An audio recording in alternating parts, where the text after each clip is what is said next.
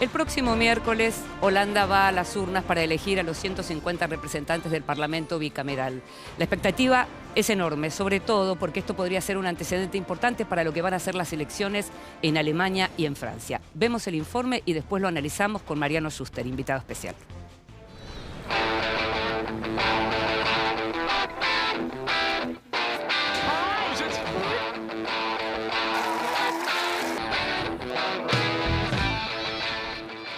Europa mira con expectación las elecciones generales en Holanda, que se celebrarán el próximo 15 de marzo y que podrían anticipar el tono de los otros dos importantes comicios de este año dentro del bloque regional, en Francia y Alemania.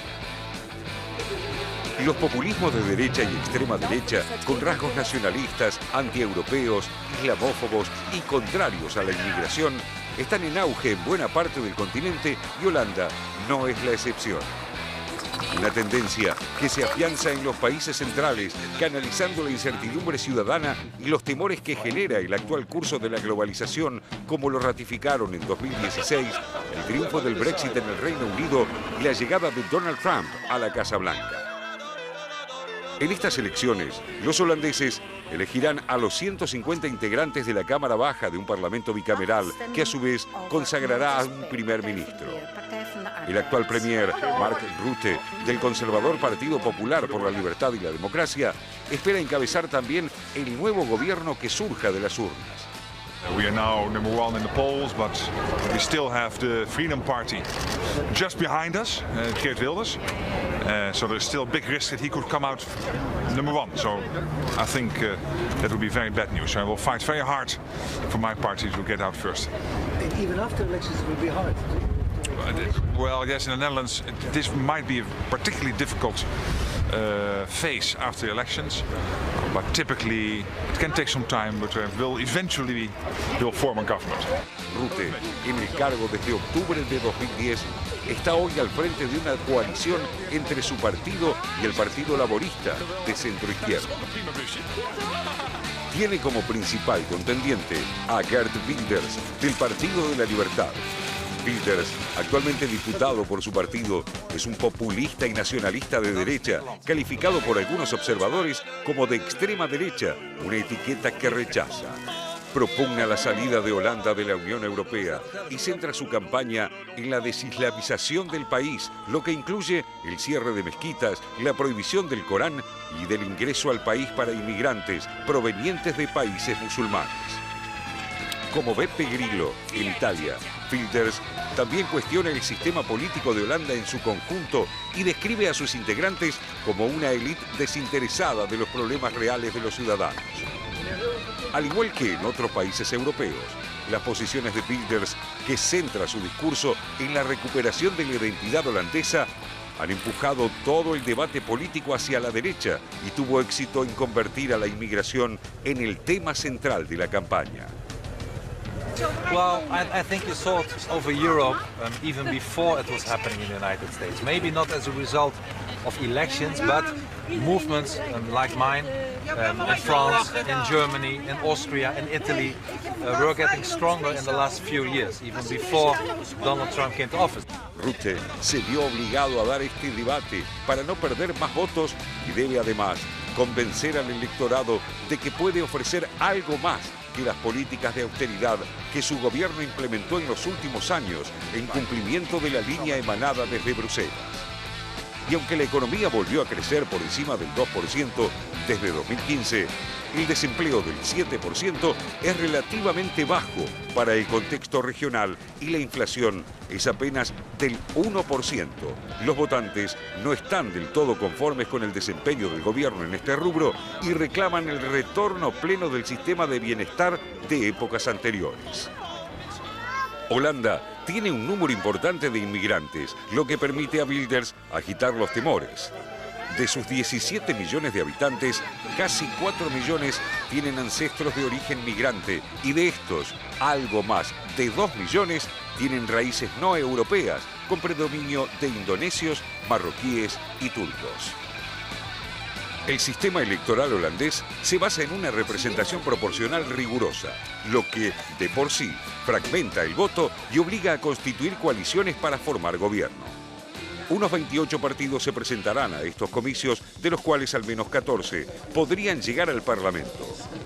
Los partidos tradicionales de centro-derecha y centro-izquierda han ido perdiendo terreno en los últimos años frente a otras agrupaciones que representan a diversos grupos de interés. Ecologistas, partidarios de los derechos de los animales, representantes de jubilados o regionales. Las encuestas indican que el partido de Wilders obtendría el mayor número de escaños, seguido de cerca por los conservadores del primer ministro Rutte. Sin embargo, es muy improbable que Wilders pueda formar gobierno. Todo el arco político rechaza una alianza política con él. Por otro lado, en las últimas semanas, otro candidato creció notablemente en intención de voto y podría alterar este escenario. Jesse Klaver, un dirigente de 30 años del Partido de la Izquierda Verde, hijo de padres con raíces marroquíes, indonesias y holandesas. Es justamente la contracara de Wilders lo que explica en parte su crecimiento.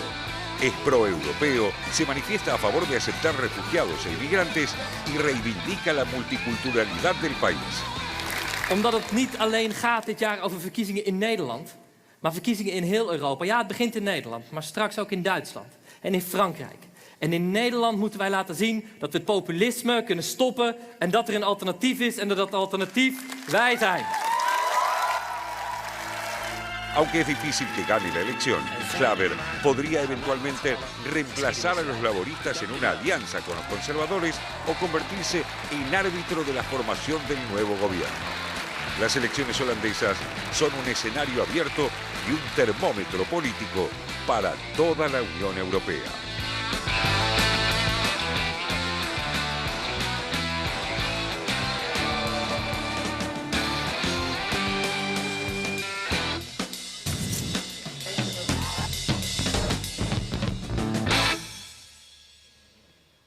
Ahí veíamos imágenes de políticos que tal vez no conocemos mucho, pero que posiblemente vayamos a ver más seguido a partir de lo que van a ser estas elecciones, que pueden ser también determinantes para lo que ocurra en Europa, como le comentábamos recién. Y le comentábamos también que teníamos un invitado especial para hablar del tema de Holanda, y es Mariano Schuster, que ya nos acompañó en otra oportunidad. Hola, Mariano, ¿cómo estás? Cindy? Un gusto. Periodista que está en este momento en Radio Nacional, escribe también en La Vanguardia y editor de Nueva Sociedad. Ahora, cuando escucha Holanda y lo asocia con ultraderecha, no es la primera vez que hay asociaciones de ese tipo y no es la primera vez que hay candidatos carismáticos de ultraderecha. Estoy hablando del caso de Pim Fortuyn concretamente. ¿Qué fue de Fortuyn para Wilders, digamos? ¿Qué pasó en el medio? ¿Hay más marketing? ¿Cambió el mundo? ¿Qué pasó como para que ahora realmente Wilders tenga la posibilidad de llegar al gobierno? Ambas situaciones. Yo diría que Pim Fortuyn, que fue asesinado en el año 2002, un dirigente de la extrema derecha radical, él es verdaderamente quien crea, quien desarrolla las ideas de la islamofobia vinculadas a la derecha, con un ingrediente bastante particular. Pim Fortuyn era homosexual. Exactamente, sí. Un homosexual declarado, abiertamente homosexual y abiertamente ultracatólico. Se definía de esa manera. ¿Cómo lograba unir esas dos cualidades que uno imaginaría a priori, digamos, antitéticas o por lo menos en conflicto, con la lucha contra el Islam? ¿Qué sostiene?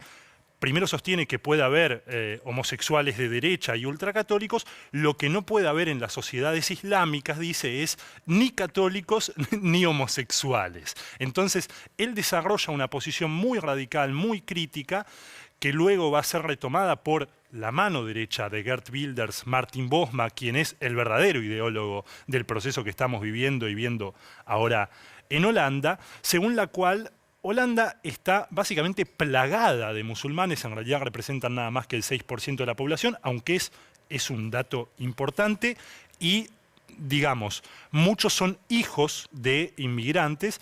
Y lo que sostiene Wilders, en base a las ideas de Fortuyn y en base a las ideas de Bosma, es que se está produciendo un etnocidio. Es decir, que la mayoría silenciosa de holandeses, de los holandeses de toda la vida, digamos, está siendo exterminada identitariamente por un progresivo avance de la cultura islámica que en algún momento va a instalar la Sharia, digamos. Ahora, creo, y en ese sentido es interesante el planteo, que habría que diferenciar el fenómeno, que tiene puntos en común con lo que sucede en Francia con Marine Le Pen, en Alemania con la Alternativa por Alemania, de esos fenómenos porque la sociedad holandesa ha sido tradicionalmente una sociedad multicultural. La base de la lucha de Wilders es la lucha contra el multiculturalismo, pero no contra un multiculturalismo de 50 o 60 años como en el resto de Europa occidental.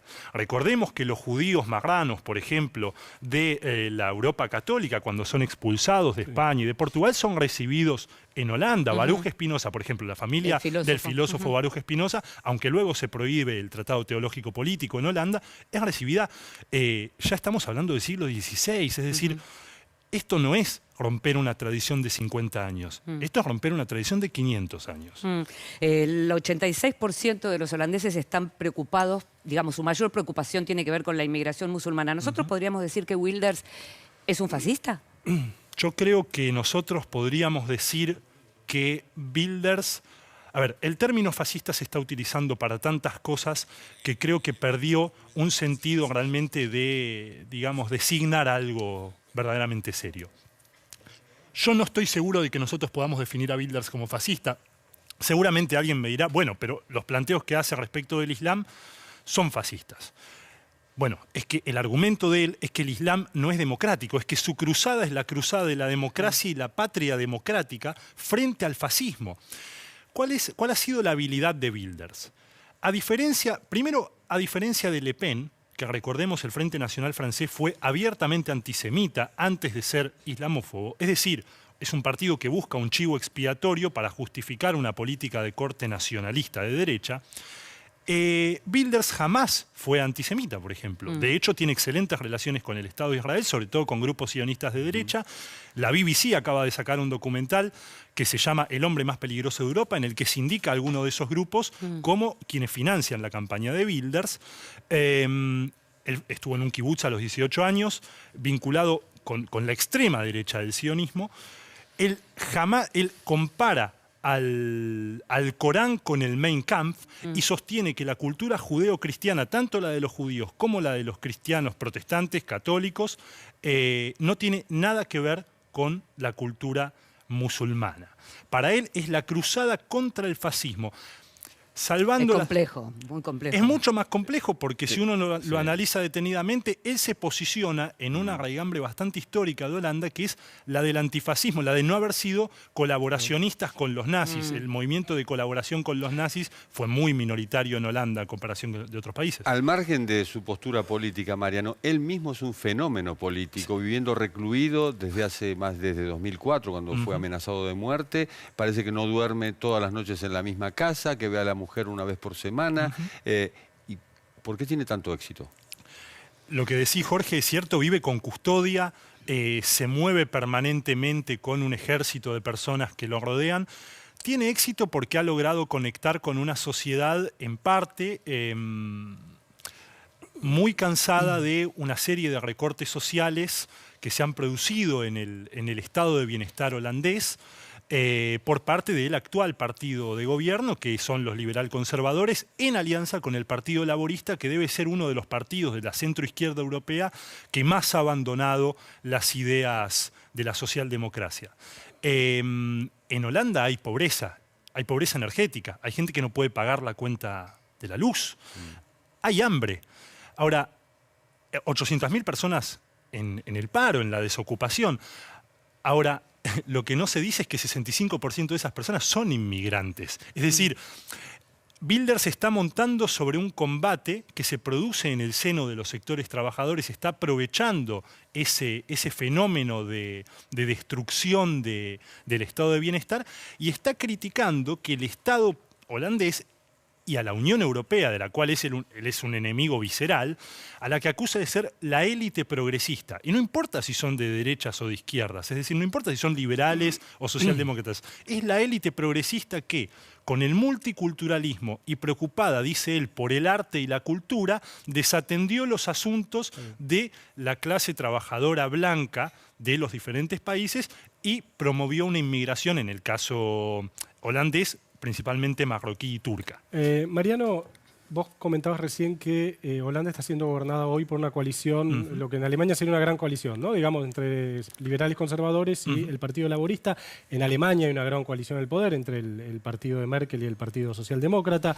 En algunos países no hay gran coalición, pero hay como consensos más o menos implícitos acerca de una serie de políticas. Caso España, entre el PSOE y el PP. Entonces uno se pregunta, digamos, esta tendencia a ir hacia el centro, ¿es causa o es consecuencia del ascenso de la ultraderecha? Quiero decir, como los dos partidos supuestamente de izquierda y derecha se vuelven indistinguibles, la gente elige un partido de ultraderecha, o como hay temor a la barbarie y la ultraderecha, los dos partidos más grandes se tienden a juntar. ¿Se entiende la pregunta? Porque ahí hay un matiz que me parece importante diferenciar en esto, ¿no? Yo creo que es ambas cosas, pero creo que es sobre todo causa.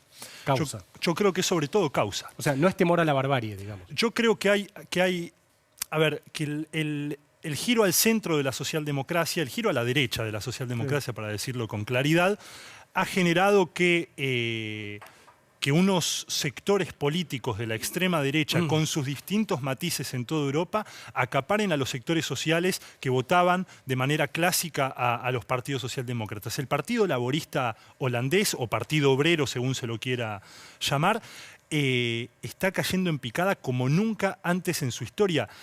Va a perder el segundo lugar o el tercero que a veces ostentaba junto con los cristiano-demócratas. Esto es un fenómeno imparable. Ahora bien, también hay un ascenso de otras izquierdas que podrían permitir... A ver, en Holanda jamás ha habido un gobierno que no haya sido de coalición. Es muy difícil. Hay un sistema que se llama el sistema de pilarización, que divide a la sociedad... que ese sistema estallado divide a la sociedad en pilares, en protestantes, católicos, liberales y socialdemócratas. Ese sistema estalla en parte por el auge del Islam, porque no se va a aceptar un nuevo pilar que sea el pilar islámico, el pilar inmigratorio.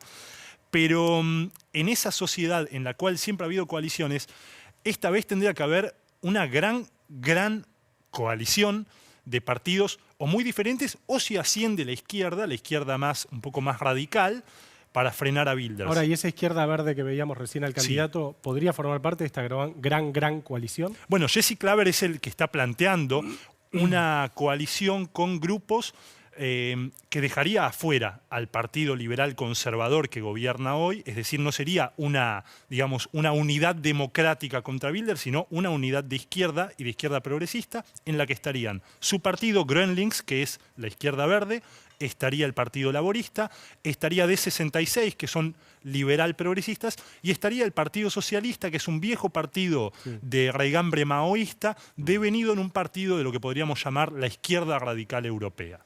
Ahora, Jesse Klaver está siendo, digamos, el fenómeno de las últimas semanas de campaña. Te quería preguntar, porque su aspecto, yo no lo conocía particularmente, uno lo ve y lo ve físicamente muy parecido a Justin Trudeau.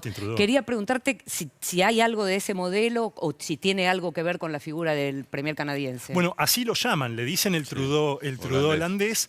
Él se referencia, él dice, y yo creo que por una cuestión de marketing, porque las siglas de su nombre coinciden con las de Kennedy, él dice que su inspiración es Kennedy, sin embargo, su partido lo podríamos definir como una socialdemocracia de izquierda verde que reúne a grupos pacifistas, ecologistas, pero lo que charlaba hoy con Mónica Ruiz, una periodista española que vive en Holanda hoy a la mañana, me decía que fue a algunas de las reuniones de ellos, que ella va a votarlo, dice, es realmente un predicador y está compitiendo con Wilders en un estilo similar, carismático, que la perdón, una revalorización del carisma a nivel general impresionante. Es internacional, en el mundo, definitivamente. Impresionante, en Europa, en Estados Unidos, de diferentes formas. También le dicen el Obama holandés, porque es muy bueno dando un discurso. Como orador. Como orador.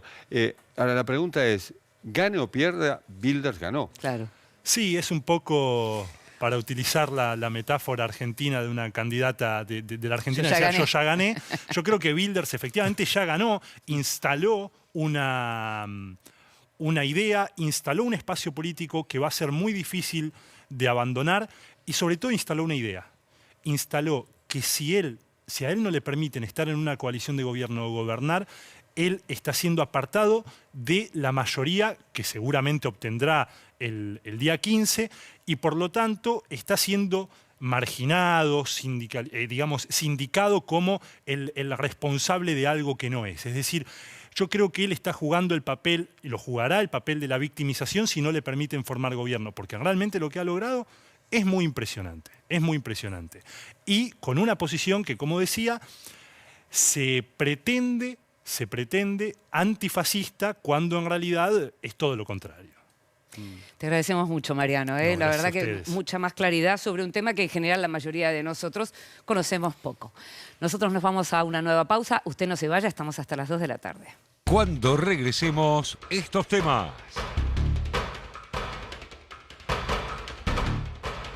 Trump insiste. El presidente estadounidense emitió un nuevo decreto migratorio en reemplazo del que fuera suspendido por la justicia, pero a pesar de los cambios, sigue cosechando críticas. En nuestros estudios, dialogamos del tema con el periodista y economista Alberto Padilla. Y además, Francia en su laberinto. En las últimas semanas, el escenario electoral se ha vuelto cada vez más complejo por la sucesión de escándalos que envuelven a la derecha y la fragmentación de la izquierda. Los detalles de todo esto y mucho más, luego de la pausa. Ya volvemos.